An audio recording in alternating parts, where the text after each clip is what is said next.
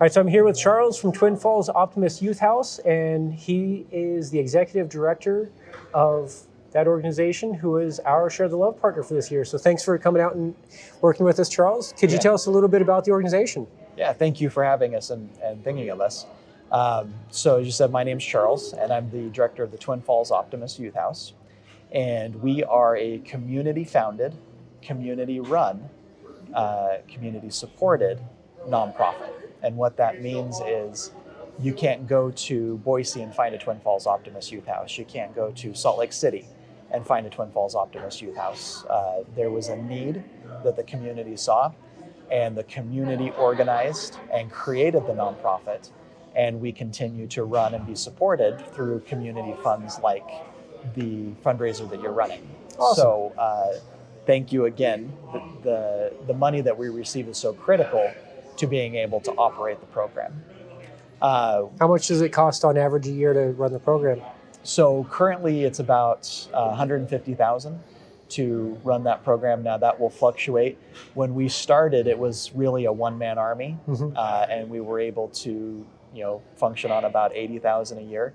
But as the program has grown and the demand on our time and on our resources has increased over the past 6 years, that budget has increased.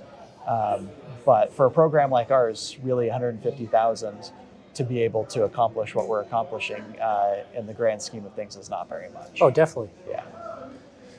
So I've seen some pictures of the house, but if you can give us a rundown of how the house is equipped, and Sure. then that way it'll give people an idea as to where the funds are going, rather than just, I'm sure it's not just pure salary or anything. Right. So when the house was originally opened, a location was found that actually belonged to the county.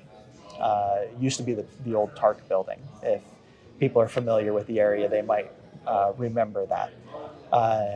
The community did a massive overhaul remodel. They gutted it, tore down walls, tore down the insulation, put up new sheetrock, tore out carpet, painted. It was a major undertaking. We encourage anybody who wants to see it. We do tours of the facility. We aren't able to show the rooms because they're inhabited, but we love to give tours of the rest of the facility. And the way that it is broken up is it's a 3-level, so a top level, a main level, and then a basement level. The top level is for our boys' floor. We can have 7 young men living up there, including 1 residential advisor that is essentially in the same life scenario as the rest of the kids that live there. And I call them kids. They actually are, they're 18 to 23, but to me they're kids, so I call them kids. But we can house up to 7 young men on there, and one of those is a residential advisor. And then on the main floor, that's our female floor. And that's the same scenario. We can hold 7 young ladies on that floor. One of those is a residential advisor that's a staff member that lives there. And then our basement is a common area and some office space and other areas that we use for our operations. So laundry room, conference room that we can do some trainings in, and then an office for me and an office for my independent living coordinator, which is the other staff member that we have. Nice. The house has no stairs in it. So when we tell people that we've got 18 to 23-year-olds all living in the same house, boys and girls, that's one of the questions that they ask is, well, how do you separate them? There are no stairs in the house. Each area has its own entrance and is self-contained. Each level has its own kitchen, its own stove, its own dishwasher, its own living room. And so you have to go through special entrances to get to each level. And we have key combination locks on all the houses, or on all the entrances, and there are cameras throughout the house. So that helps us keep it safe. We know who's coming and who's going. The purpose of the program is, or the mission of the program, I guess I probably should have led with that, is to help kids who have aged out of foster care and those who have come from at-risk environments. So what not a lot of people understand when it comes to foster care is the number one goal is to get them reunified with their families. If they can't do that, then the next option is to have them adopted into a family. If they can't do either one of those and they turn 18 and become adults, there really is no plan C. They're adults now, and now they kind of get pushed out into the scary world to kind of figure things out. So you've got 18-year-olds trying to finish their senior year of high school. You've got kids who maybe haven't done as well and are trying to get their GED. And on their birthday, many of them are becoming homeless. And so that's why programs like ours are necessary. So they come into the home, we help them either finish their senior year of high school or get their GED. We will help them with employment, whether that's job applications, resume building, interview skills, things of that nature. And then we also help them with life skills. So many of these kids come to us not knowing how to cook, how to clean, how to do laundry, how to set up a checking account. And most of them are coming to us without any documentation. No birth certificate, no social security card, no ID card.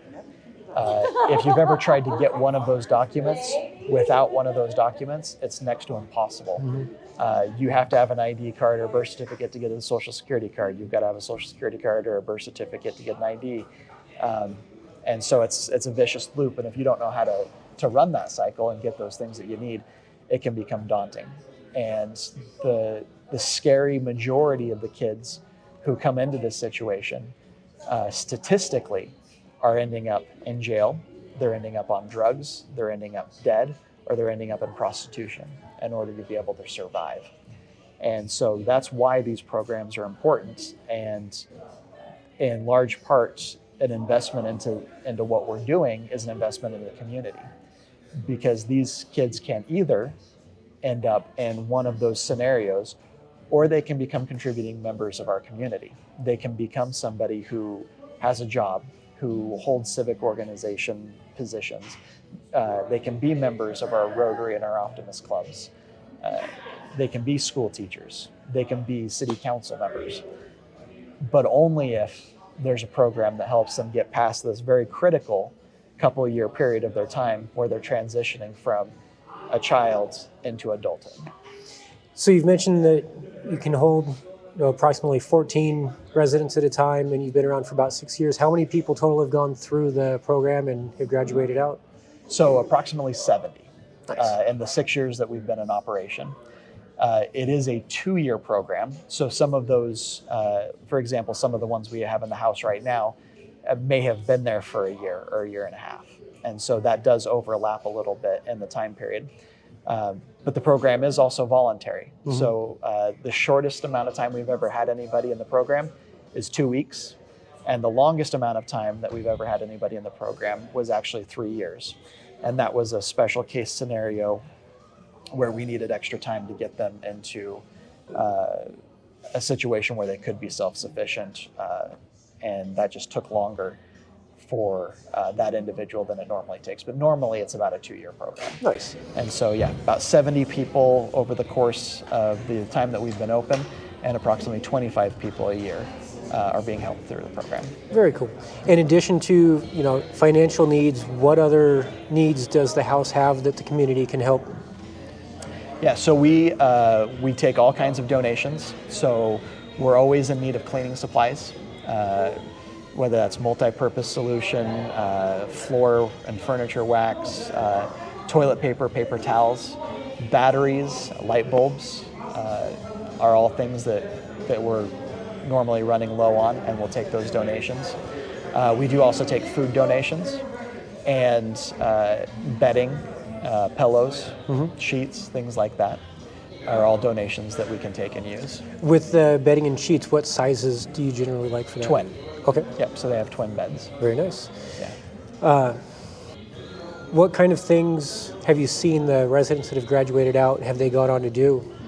Yeah, so we actually, nobody can see it here, but we have a board over here of some of the people that have gone through the program and their testimonials. And one of those young ladies is actually right now a mentor for our Teen Crisis Center, which is a wonderful program that we have in the community. We have an adult crisis center for those who are maybe suicidal or are coming off of drug addiction. It's a 24-hour facility, and about a year ago, they opened up one for 17 and younger. And she's mentoring right now in that program and has worked for Department of Health and is doing quite well. We have another young lady that has come back on occasion who's gotten married and is having a kid. Oh, nice. And it's nice to see her. She shares her ultrasound pictures of the baby. And then we have another one who, she's got a 1-year-old, and we'll bring her kid around every once in a while, and we get to see and play with him. And that's part of the reward of doing what we do. It's not always nice, and it isn't always pleasant. But when they come back and they're successful and they're doing really well, and you know where they were headed before the program, it's a really, really rewarding thing to see them alive, successful, and having hope for the future and generational hope for the future. I know it's a cliche sometimes, the programs like ours, the cliche is that you're breaking the chain, the generational chain, but it's real. These are kids who probably would have had kids anyway, and those kids would have perpetuated the cycle that they were in. And you're seeing now kids who are having kids who have hope for the future and are equipped to be able to raise those kids in good environments. And it's breaking that cycle that they grew up in. Very cool. Yeah. Well, thank you so much for stopping in and chatting with us. And we look forward to having as many people select Twin Falls Optimist Youth House as possible for Share the Love. Hey, we love your support. So thank you very much. Thank you. Yeah.